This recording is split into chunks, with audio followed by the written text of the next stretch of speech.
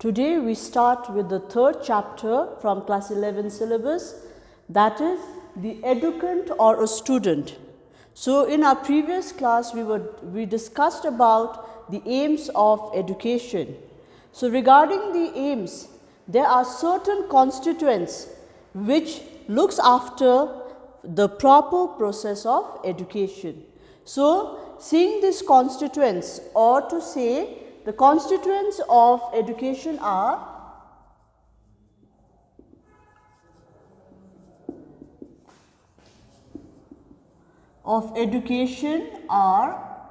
the factors of education. Factors of education. So what are these factors?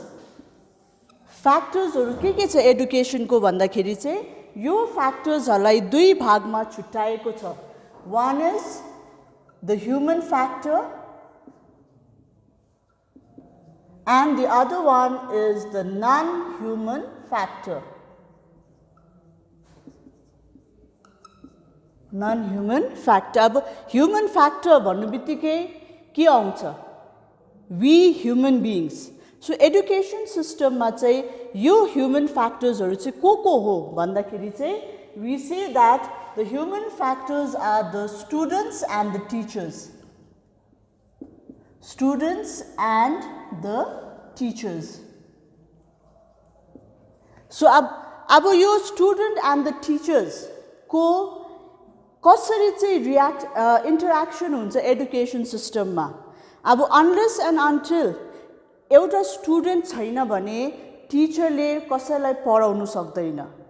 कोही मान्छे आउनु पर्यो जसले चाहिँ त्यो टिचरलाई पढ्नुमा सहायता गर्नु पर्यो अथवा केही सिक्नुमा सहायता गर्नु पर्छ.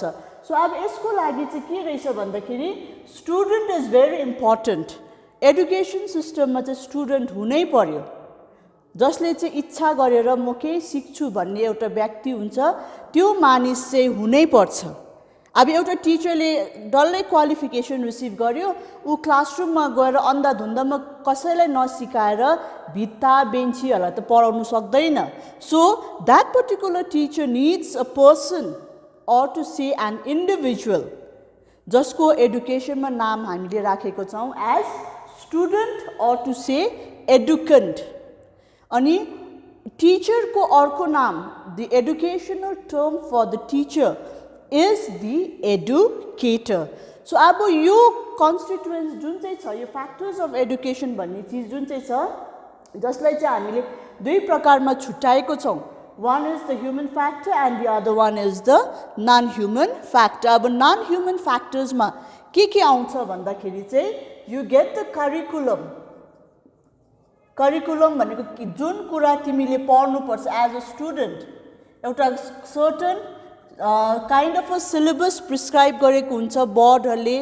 तिमीलाई के चाहिँ पढ्नु पर्छ स्कुल गएपछि, यो क्लासमा के गर्नुपर्छ, कसरी एउटा नानीलाई ज्ञान दिनुपर्छ भन्ने डल्लै एउटा फ्रेमवर्क बनिन्छ इन अ करिकुलम. सो यो करिकुलम चाहिँ के हो भन्दाखेरि इट्स अ रेस कोर्स, एउटा बाटो जस्तै हो जुन बाटोले चाहिँ एउटा नानीलाई शिक्षित हुनुमा अगाडि बढाउँछ, उसको लक्ष्यमा पुर्याउँछ. त्यसको लागि हामीलाई चाहिन्छ करिकुलम अथवा सिम्पली एउटा वर्ड युज गर्दाखेरि सिलेबस भनेर पनि हामीले त्यसलाई ब्रिफिङमा गर्नु सक्छ. अर्को छ co curricular activities. Co curricular activities भने के हो? Curriculum means whatever we are to learn that is been prescribed to us in a certain class. अब को करिकुलर भने को मिन्स रिलेटेड. सो अब वाट इज रिलेटेड भन्दाखेरि चाहिँ हाम्रो यो करिकुलममा किताब पढेको बाहेक अरू के चाहिँ एउटा नानीलाई जरुरत पर्छ भन्दाखेरि फिजिकल एक्टिभिटिज. अब को करिकुलर एक्टिभिटिजमा तिमीहरूको आउँछ गेम्स, स्पोर्ट्स, ड्रामेटिक्स. तिमीहरूले डिफ्रेन्ट क्विजहरू गरेर, एक्सटेम्पो स्पिचहरू गरेर, गेम्सहरू खेलेर जति पनि फिजिकल एक्टिभिटिज बिसाइड्स यो बुकिश नलेज जति पनि हुन्छ त्यसलाई हामीले भन्छौँ को करिकुलर एक्टिभिटिज अर को करिकुलम. अब त्यसबाहेक अर्को चाहिँ के रहेछ नन ह्युमन फ्याक्टरमा भन्दाखेरि चाहिँ द सोसियल इन्भाइरोमेन्ट.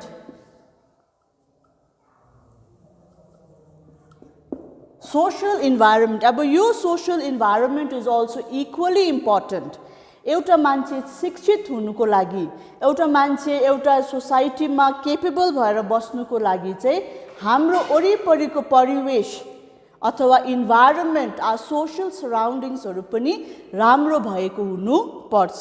सो यो फ्याक्टर्स अफ एडुकेसनलाई हामीले छुट्याएको थियौँ, human factor and non human factor. Human फ्याक्टरमा आयो the student and the teachers, non human फ्याक्टर्समा आयो करिकुलम, को curricular activities and the social environment.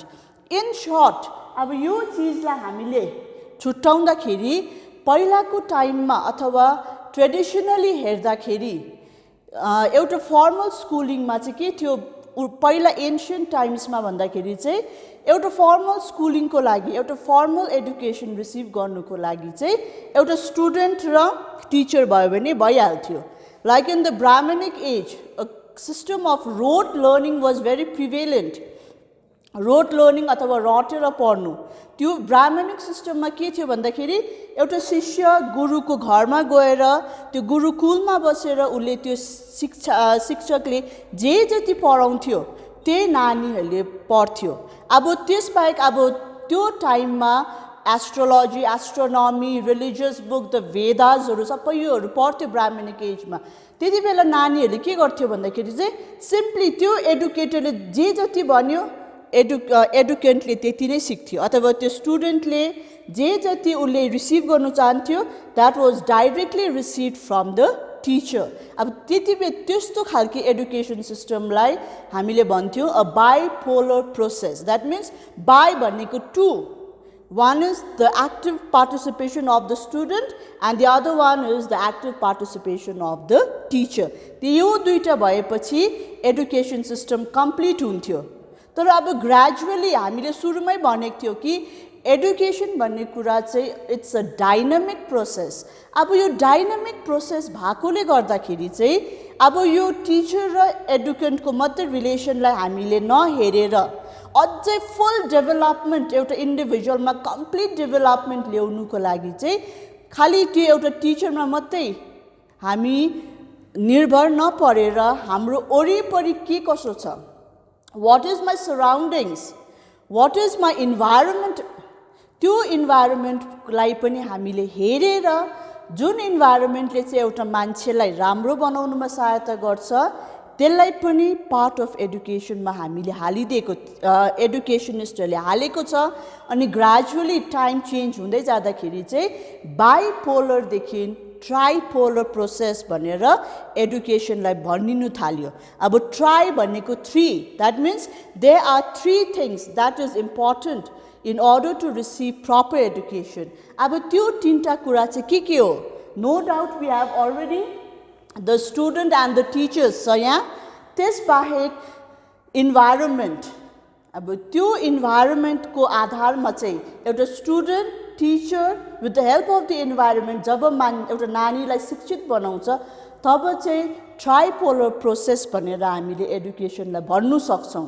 अब त्यही इन्भाइरोमेन्टभित्र नै हामीले के कति गर्नु सक्छौँ, कस्तो प्रकारको ज्ञान नानीहरूलाई दिनु सक्छ, कस्तो प्रकारको नलेज हामीले आफ्नो सानो स्टुडेन्ट्सहरूलाई दिनु सक्छौँ, त्यो चाहिँ हामीले त्यो सोसल इन्भाइरोमेन्टकै आधारमा हेरेर चाहिँ यो करिकुलम र नन करिकुलर एक्टिभिटिजहरू फ्रेम गरिएको छ। अब यो भयो फ्याक्टर्स। अब यो फ्याक्टर्स जुन चाहिँमा हामीले फर्स्टमा हेऱ्यौँ स्टुडेन्ट, अब यो 3rd च्याप्टर चाहिँ के छ भन्दाखेरि सबै फ्याक्टर्सलाई नहेरेर जस्ट एउटा फ्याक्टरलाई हामीले आज स्टडी गर्छौँ, that is the student or the educand. अब यो स्टुडेन्ट अथवा एडुकेन्टलाई हामीले राम्रो एडुकेसन दिनुको लागि, राम्रो डेभलपमेन्ट गराउनुको लागि के चाहिन्छ हामीलाई, what are the criterias that needs to fulfill the proper development of an individual भन्दाखेरि यति बेला चाहिँ हामीले भन्नु सक्छौँ the role of heredity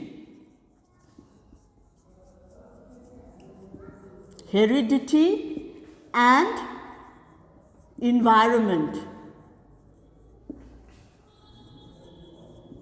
अब यो हेरिडिटी र इन्भाइरोमेन्टको रोल के छ यो हामीले आज पढ्छौँ अनि यो दुईटाले जब एउटा पर्टिकुलर रोललाई फुलफिल गराउँछ भने तब चाहिँ एउटा स्टुडेन्ट अथवा एडुकेन्ट चाहिँ राम्रो तरिकाले शिक्षित भएको हुन्छ अथवा उसको फुल डेभलपमेन्ट भएको हुन्छ। अब यो हेरिडिटी भन्दाखेरि नेपाली वर्ड छ वंशानुगत भन्छौँ हामीले, आफ्नो वंशबाट आएको, आफ्नो एन्सेस्टर्सहरूबाट आएको, so that is known as heredity. अब इन्भाइरोमेन्ट भन्दाखेरि यो सोसल सराउन्डिङ्स, तिम्रो वरिपरिको परिवेश कस्तो छ, एउटा नानीलाई शिक्षा दिनुमा यो इन्भाइरोमेन्टको भूमिका के छ, हेरिडिटीको भूमिका के छ, त्यो आज हामी गर्ने छौँ। अब यो हेरिडिटी र इन्भाइरोमेन्टलाई हेर्दाखेरि चाहिँ there is a modern concept, जुन मोडर्न कन्सेप्टमा चाहिँ के छ भन्दाखेरि यो हेरिडिटीलाई हेर्दा आज यो मात्र पहिला यो हेरौँ। सो यो हेरिडिटी भनेको हामीले अघि भन्यो इट्स वंशानुगत अथवा हाम्रो बाजे पुर्खादेखि जुन चाहिँ कुरा हामीले हासिल गरेको छौँ, मेरो एन्सेस्टर्सहरूकोबाट जति क्वालिटिजहरू मैले पाएको छु त्यसलाई भन्छ वंशानुगत अथवा हेरिडिटी। अब यो हेरिडिटी चाहिँ कस्तो हुन्छ भन्दाखेरि बायोलोजिकल अथवा साइकोलोजिकल। अब बायोलोजिकल भन्दाखेरि यो फिजिकल अपियरेन्स, तिम्रो फिजिकल यसो हेर्दाखेरि as a person how do you see, हामी एउटा परिवारमा जन्मिसकेपछि we resemble our ancestors, we resemble our parents, our brothers and sisters. अब बायोलोजिकली हेर्दाखेरि चाहिँ के छ भन्दाखेरि हाम्रो स्किनको कलर कस्तो छ, मेरो बोलाइ कस्तो छ, मेरो जुन चाहिँ बाहिर अपियरेन्स बायोलोजिकल अपियरेन्स कस्तो छ, that should be similar to that of our ancestors. अब त्यसलाई भन्छ हेरिडिटी। अर्को छ साइकोलोजिकली छ। साइकोलोजिकल एस्पेक्ट्समा चाहिँ के हो, हामीले आफ्नो बाजे पुर्खा एन्सेस्टर्सबाट चाहिँ के चाहिँ लिएको हुन्छौँ भन्दाखेरि हाम्रो इमोसन्स, वाट यु आर, तिम्रो इन्स्टिङ्क्टहरू के छ, your way of thinking, your way of acting, your way of speaking with others, तिम्रो यो डिफ्रेन्ट। अब हामी प्रत्येकजनाकोमा नेचर आफ्नो आफ्नो नेचर हुन्छ। अब यो नेचरहरूको ग्रास रुट हो हाम्रो the nature that we have inherited, हाम्रो एन्सेस्टर्सबाट इनहेरिट गरेको हुन्छ। कतिपल्ट हामीले भन्छौँ फल्ना त सेम उसको आमा जस्तो अथवा बाउ जस्तो कि बाजे जस्तो भनेर हामीले नानीहरूलाई हेर्दाखेरि भन्छौँ, उसको बोलाइहरू होस्, उसको एक्टिङ गर्ने तरिका होस्, त्यति बेला हामीले नानीहरूलाई जज गर्छौँ कि फल्ना त यस्तै छ, उसको बाजे जस्तो, उसको बोजू जस्तो, उसको आमा जस्तो, उसको बाउ जस्तो भनेर हामीले नानीहरूलाई भन्छौँ। किन भन्छौँ? Because it is a biological process. Whatever we are, हामी जे जति छौँ, those are the things that we have inherited from our ancestors or from our forefathers. अब कोही बेला के हुन्छ, बाजेमा भएको गुण छोरामा नहुन सक्छ, तर त्यही बाजेमा भएको गुण नाति अथवा नातिनीमा हुन सक्छ। कोही बेला त्यो क्वालिटिजहरू एउटा जेनेरेसनमा डर्मेन्ट भएर बस्छ भने फेरि अर्को जेनेरेसनमा त्यो के भएर जान्छ, एक्टिभ भएर जान्छ। अब यो हेरिडिटीको भूमिका चाहिँ के छ त? What is the responsibility of this heredity in order to make a person educated भन्दाखेरि चाहिँ हाम्रो यो हेरिडिटी पोटेन्सियलिटिजहरूले चाहिँ हाम्रो ग्रेजुअल डेभलपमेन्ट गराउँछ। हाम्रो इनेट क्वालिटिज, इनेट भनेको मैले अस्ति भने जुन क्वालिटिजहरू चाहिँ हामीले जन्मदेखि नै लिएर आएको हुन्छौँ, अब त्यो इनेट क्वालिटिजहरू जति हाम्रोमा छ त्यसलाई बाहिर निकालेर बाहिर डेभलप गर्नुको लागि केले सहायता गर्दैछ हामीलाई? यहाँ एडुकेसन सिस्टमले सहायता गर्दैछ। अनि यो हेरिडिटीमा जति पनि मेरो क्वालिटिजहरू छ, मैले मेरो बाजे पुर्खाबाट लिएको छु, यो क्वालिटिजहरूलाई हामीले अझै राम्रो सेप गरेर लानुपर्छ। जुन चाहिँ सेप चाहिँ कसरी हुन्छ भन्दाखेरि चाहिँ the environment where we live in, म कस्तो प्रकारको इन्भाइरोमेन्टमा बसेको छु, मेरो सराउन्डिङ्सले मलाई राम्रो मानिस हुनुमा सहायता गरेको छ कि मेरो सराउन्डिङ्सले मेरोमा भएको क्वालिटिजलाई अझै बिगारेर मलाई नराम्रो मान्छे बनाउनुमा सहायता गर्दैछ। अब it depends on what type of social environment you are living in.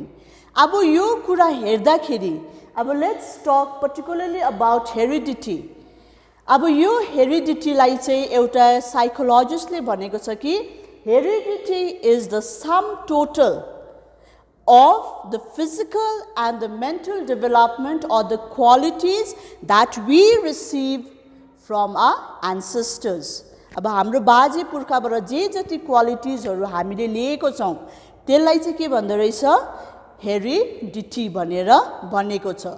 अब यो हेरिडिटीलाई चाहिँ हामीले अर्को पक्षमा हेर्दाखेरि we can say that it is a raw material for an individual.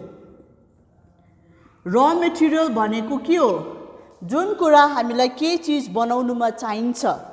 Suppose अब एउटा बिल्डिङ बनाउँदैछ अथवा एउटा घर बनाउँदैछ भने घर बनाउनुको लागि we need a raw material. अब त्यो raw material के हो ढुङ्गा बलुवा सिमेन्ट पानी के छ अब रुख के काठहरू जे जति छ those are known as the raw material. अब यो raw material मात्रै भएर त भएन नि त। अब यो raw material लाई युटिलाइज गर्नुको लागि चाहिँ एउटा प्रपर त्यो घरको प्रपर शेप बनाउनु पर्छ।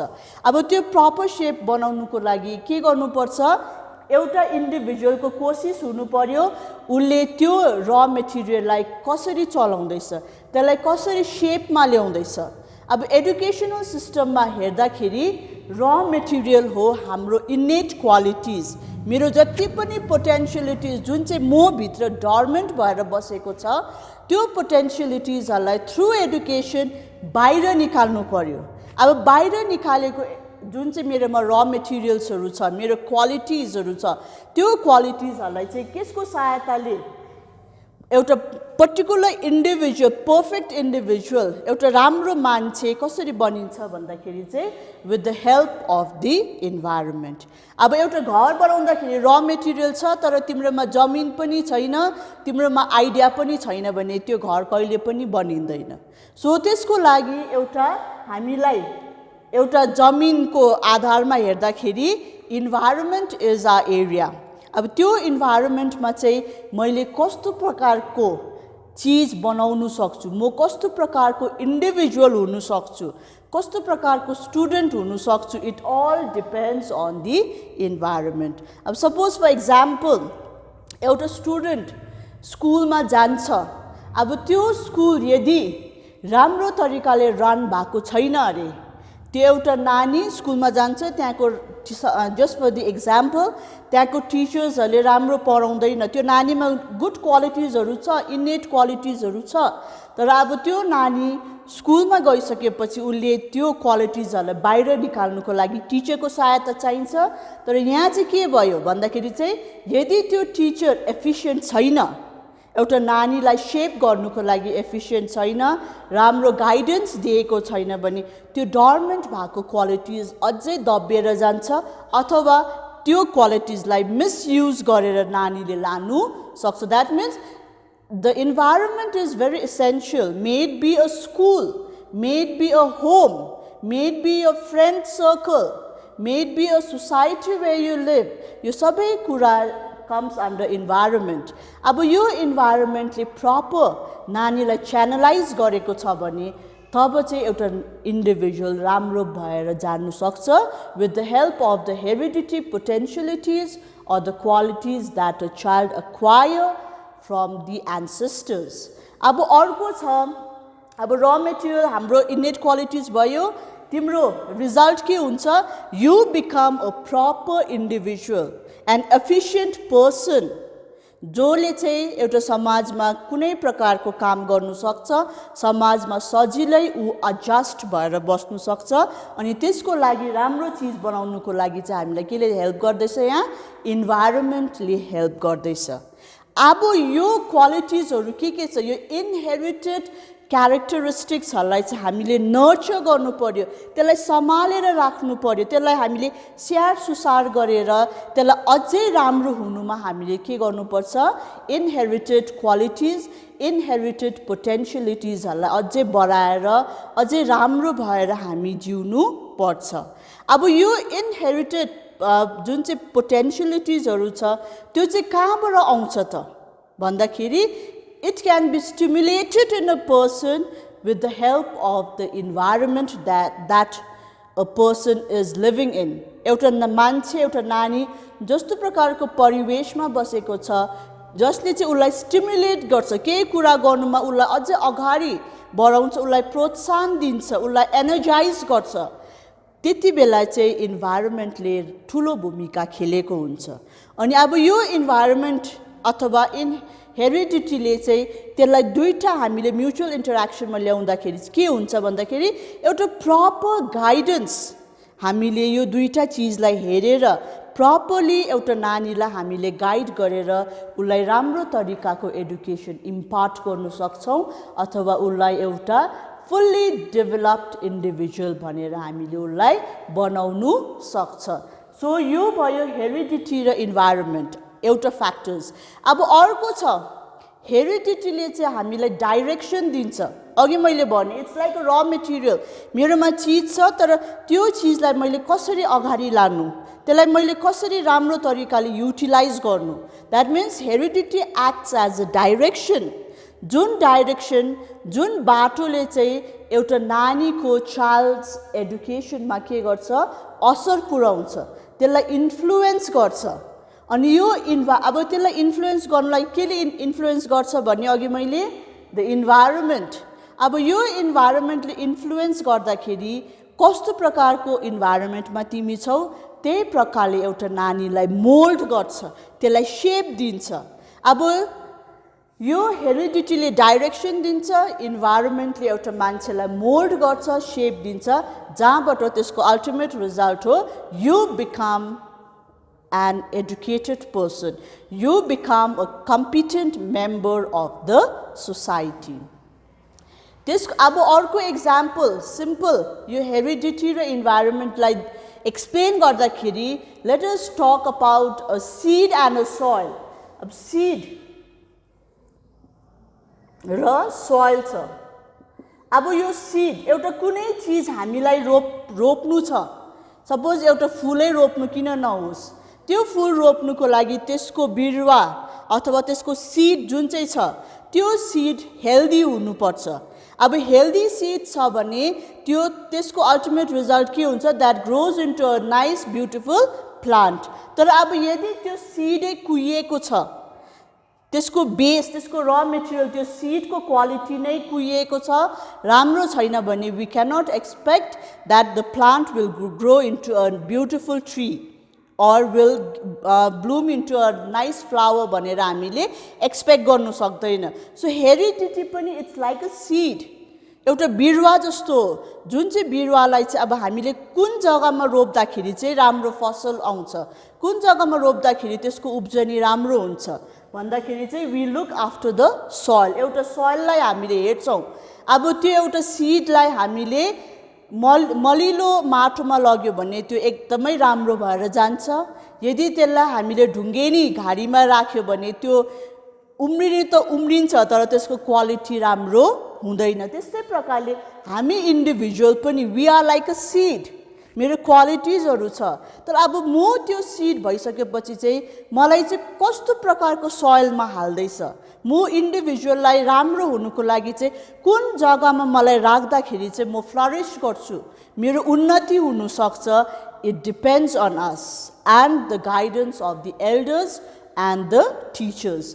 अब यो सीड र सोइल राम्रो छ भने, राम्रै मलिलो माटोमा छ भने एकदमै राम्रो रिजल्ट पाउँछ, मलिलो माटोमा छैन भने त्यो अलिकति उम्रिन्छ, त्यहाँ मरेर सुकेर जानु सक्छ। सेम एज फर अस, हामीले पनि शिक्षा हासिल गर्दाखेरि मेरोमा इनेट क्वालिटिज, पोटेन्सियलिटिजहरू त छ, तर अब त्यो इनेट क्वालिटिजलाई मैले कुन जग्गामा लाँदा अझै राम्रो हुन्छ, मेरोमा भएको क्वालिटिजलाई अझै मैले डर्मेन्ट राखेर त्यो सिडलाई जस्तै मैले पानी पनि हालिनँ, त्यसलाई मैले मल पनि हालिनँ भने भएको चिज पनि कुहिएर बिग्रेर जानु सक्छ। अब त्यो चाहिँ एडुकेसन सिस्टममा हुनु हुँदैन।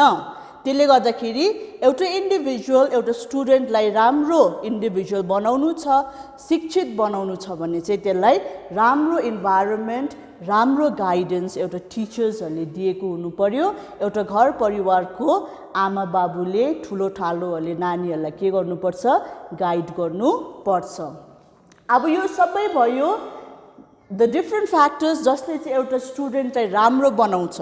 अब अर्को छ, अब यो फर्मल, यो सिस्टमहरू हाम्रो यो सोसाइटीमा के छ, हाम्रो सिस्टम अफ एडुकेसनलाई हामीले 3 भागमा छुट्याएको छौँ। One is the formal system of education, informal system of education and non formal system of education. अब यो पछि तिमीहरूले क्लास 11 को सिलेबसमा पढ्दै जान्छौ। अब यो फर्मल सिस्टम भनेपछि अस्ति मैले तिमीहरूलाई फर्स्ट क्लासमा एक्जाम्पल दिएको थिएँ, स्कुल कस्तो हुनु पर्यो, शुड बी वेल रेगुलेटेड, एउटा प्रपर च्यानल भएको एउटा आइडिया जसले चाहिँ एउटा नानीलाई राम्रो तरिकाले नानीलाई शिक्षा दिनु सक्छ, त्यो एउटा स्कुल हुनुपर्छ। Well regulated, well informed, certain code of डिसिप्लिन्सहरू त्यो स्कुलमा भएको हुनुपर्छ। अब यो एडुकेन्टलाई हामीले राम्रो तरिकाले ज्ञान दिनु छ भने चाहिँ we should have an ideal schooling. एउटा आइडियल स्कुल हुनु पर्यो जहाँ चाहिँ टिचर्सहरू होस्, आफ्नो साथीभाइ होस्, एक अर्कालाई होल हार्टेडली सपोर्ट गरेर एक अर्काको डेभलपमेन्टको लागि हामी एक अर्कालाई के गर्नु सक्छौँ, सहायता पुर्याउनु सक्छौँ। Then we come to the next factor, that is the mutual interaction between heredity and environment, जसले चाहिँ एउटा इन्डिभिजुअललाई डेभलप्ड पर्सन बनाउनुमा सहायता गर्छ। अनि यसलाई चाहिँ हामीले के गर्नु सक्छौँ भन्दाखेरि चाहिँ यो mutual interaction between heredity and इन्भाइरोमेन्टले चाहिँ हामीलाई as individual how are we to adjust in a society, मैले मेरो गाउँ समाजमा, मेरो परिवारमा, मेरो स्कुलमा कसरी एडजस्ट हुनुपर्छ त्यो पनि हामीलाई शिक्षाले सिकाउँछ। अब कतिवटा नानीहरूको हेरिडिटी, इन्स्टिङ्क्ट्सहरू, इमोसन्सहरू they may not always be good. अब त्यो अलिकति नराम्रो त नभनौँ, अलिकति विक भएको जुन चाहिँ इन्स्टिङ्क्ट, इमोसन्सहरू छ त्यसलाई च्यानलाइज गरेर राम्रो बाटोमा त्यसको चेन्जेसहरू, उसको बिहेभियरल चेन्जेसहरू कसरी हामीले एउटा इन्डिभिजुअलमा ल्याउनु सक्छ, यो चाहिँ हामीलाई शिक्षाले सहायता गर्छ। So the ultimate result of education for an individual is to bring the behavioural changes in a student or in an educand, जहाँबाट चाहिँ हामी जब स्कुल आउँछौँ, म एउटा र मेटेरियल लिएर आएको छु, तर त्यो र मेटेरियलले मलाई कस्तो प्रकारको चिज बनाउनुमा सहायता गर्छ, कि मलाई एउटा कच्चा घर बनाउनुमा सहायता गर्छ कि मलाई एउटा कङ्क्रिट बिल्डिङ भएर फर्म भएर बस्नुमा सहायता गर्छ कि, यो सबै कुरा हामीले हेरेर सोच विचार गरेर चाहिँ एडुकेसन चाहिँ यस्तो हुनुपर्छ भनेर हामीले आफै विचार गर्नुपर्छ। पहिला मेरोमा इच्छा छ भने आई क्यान डु एनिथिङ, तर मेरो आफैमा इच्छा छैन, as a student I do not have any kind of interest, मेरोमा इन्ट्रेस्टै छैन, जोसै छैन भने जत्तिकै एउटा टिचरले त्यो नानीलाई किन नपढाओस्। अस्ति मैले भने स्टाफिङ अफ नलेज मात्रै हुन्छ। एउटा मान्छेमा उसकोमा इन्ट्रेस्ट छैन, उसकोमा जोस छैन भने अर्कोले सहायता गर्ने मान्छेले चाहिँ कोसिस गर्दैछ, तर त्यो कोसिस गरेको चिजलाई चाहिँ हामीले कसरी त्यसलाई अप्लाई गर्छौँ, द्याट काउन्ट्स फर एडुकेसन। अर्को छ हाम्रो इमोसन्सहरूलाई हामीले कसरी डेभलप गर्न सक्छौँ। Through education how do I control my emotions, how do I control my instincts, how do I control my way of thinking, my way of acting in front of others.